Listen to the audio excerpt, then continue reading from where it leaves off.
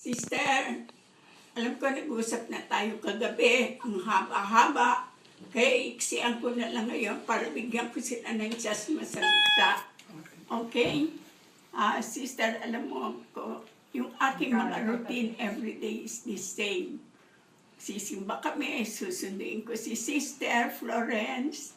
Pagkatapos ng Mass, mag-ano kami, magbe-breakfast every day. Monday through Saturday. Yan ang ginagawa namin. Parehin nung nandito ka. No? Kaya yan tuloy-tuloy din na ginagawa namin. Nag-household pa rin kami. At tsaka nag-assembly. Dinadala ko sila sa kanilang assembly. Kasi kasabay naman ang assembly rin namin. Katulad din ng dating sila. Wala ka talagang namimiss. Pareho pa rin. Ang ano lang sa bukas, meron kaming celebration ng Couples for Christ. 15 years na yun, ang Couples for Christ dito sa Illinois. 18, sister, 18. 18 na 18 ba? 18 years. Ngayon, bukas yun. Si Father David naman magse-celebrate ng kanyang 15 years as pare. Okay, magse-celebrate din kami. Malaking party yan sa St. Dominic's. Kaya sister, alam mo naman, mahal na mahal kita. Kaya pagbibigyan ko na itong mga sisters natin. And I miss you very much. Bye, sister. Birthday niya. Ngayon? Hindi, sa 14, si Mama. Birthday mo. Sa 29, as usual. At birthday June celebration siya, niya ngayon. Ay, June June siya. Sige na. Hi, Nanay Puring. Namimiss kita, lalo na pagka naghahanda ako sasali sa mission. Itong taon na ito, 3 missions ang nasamahan ko. Alam mo kung bakit kita namimiss kasi yung binibigyan mo ako ng mga rosaries na pinapamigay ko doon sa probinsya. Yun nga, na-miss din nga nila at wala akong naibigay ngayong taon. Oo. Every January, February, March na yan ako. Sana makita kita. Yeah, I had to go there first, and it was lost. There was a lot of detours because there was construction. Miss you. We love you. Okay.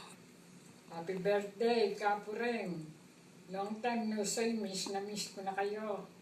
Dati kasama niyo akong kami nagsisimba. Ngayon, di na ako nagsisimba. Bihira na.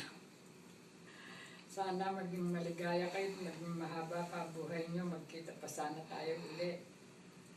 Sabik na ako sa inyo, hindi ko kayo mahalikan, hindi ko kayo maakap. Malayo kayo, nung umuwi naman ako sa Pilipinas, hindi ko alam kung saan kayo nandun. Sana makabalik kayo uli rito.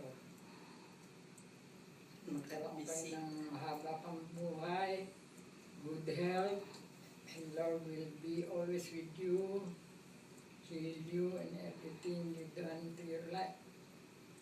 Kamusta na kayo? Masaya ba kayo dyan?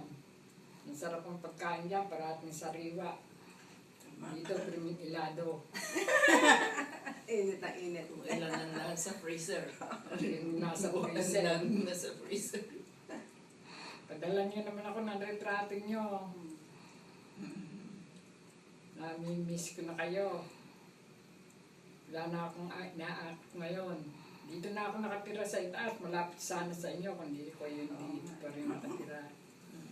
Nasa 208 na ako, ilipat ako rito. Sister, kwento mo yung crowning. Kung anong ginagawa niyo. Yung crowning Blessed Mother. Di ba ginagawa niyo pa yung? Kaya, Yun pa rin kami nagpupunta sa Divine Mercy. Kahapon, nagpunta ako pala dito sa Peña, Francia. Nagbibingo pa rin ako, Kapureng. Pidingo, magtatatlong taon ng patay. Pero hindi ko pa rin naaalala. Iyak pa rin ako ng iyak sa gabi. Kaya hindi na naalis ang sakit ng tiyan ko.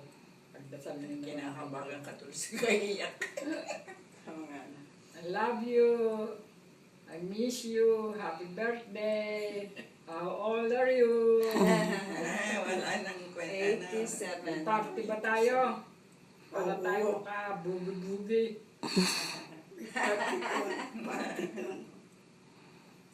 Sana nakita tayo nung napunta ako sa Pilipinas. Sayang. Hot spring daw sila. Yun ang gusto ni Mama, hot spring. Enjoy your birthday. Happy birthday. Kapring, I love you. Okay. Nanay Puring, okay na, ne? Ready? Hi, Nanay Puring, ako si Luligon. Remember me? Alam ko ang masarap ang buhay mo dyan. Hindi ka pareho dito. Ba't magpalakas ka, Nanay Puring? At dahil ang anak mo si Menchi is willing to bring you back here for a brief vacation. So you can meet your other comadres here. Kaya magpalakas ka, huwag hihina ang loob mo, huwag kang mawawala ng pag-asa.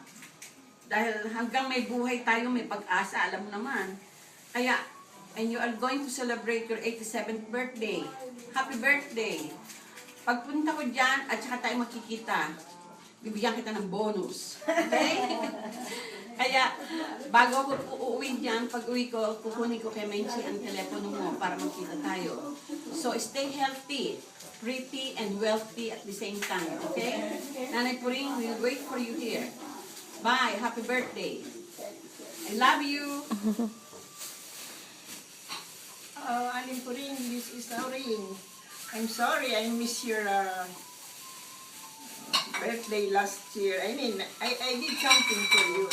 I sent something, but your daughter-in-law acknowledged it, but she forgot to give me the letter. So it's okay.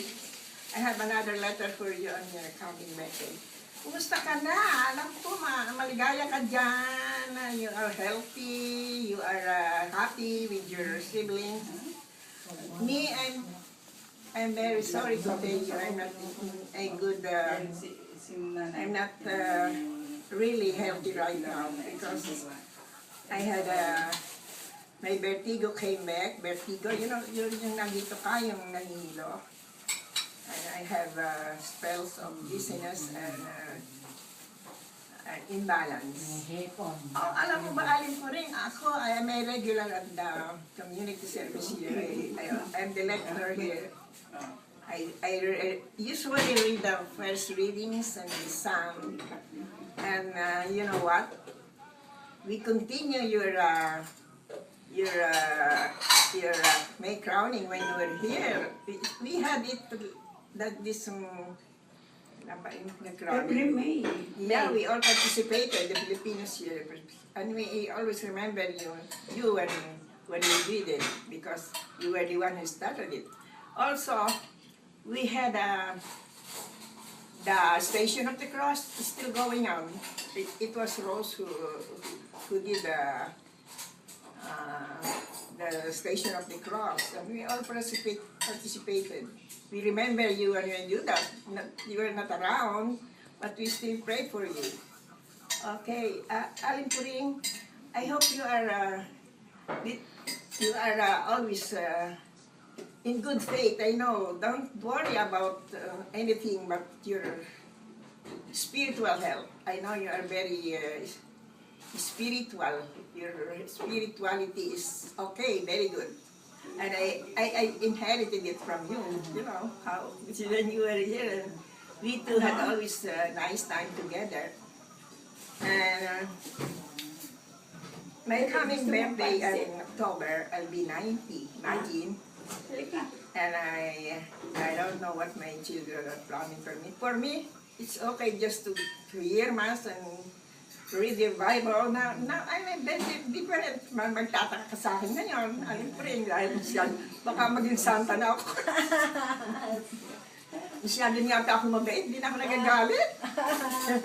Tsaka ang mga anak ko, wala nang problema maski kung anong ginagawa nila. It's okay, they're adults. Tsaka hindi naman din nila ako ini-istorbo. They don't let me have worries. They're always available when I need them. But I miss you a lot, Aling Puring. Pag dumadaan ako dun sa room mo, nalulungkot ako. Yun, kaya I tell my helper, you know what, my friend used to live there. Talagang miss na miss kita. Alam mo naman, ang kaibigan ko, hindi marami. Pili lang ang kaibigan ko. And you're one of them. Because I know how you